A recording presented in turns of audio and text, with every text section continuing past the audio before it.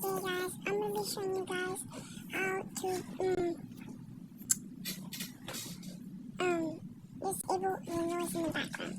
So let's just go ahead and get to it.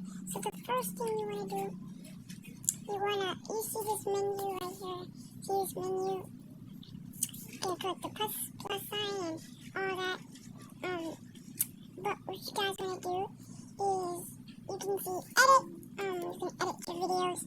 I have a few videos on here, and that's how I merge the videos and photos and intros. So, but there's not going to be an intro and outro on this video. But anyways, you just want to go here, and then what you want to do is go to microphone, and then you want to see the noise reduction. Then you click it, and then there will be no noise at all. Sorry, I just put myself on mute. But yeah, there'll be no noise at all. So if you click it, there'll be no noise at all. So yeah, guys, this is all I want to share with you guys.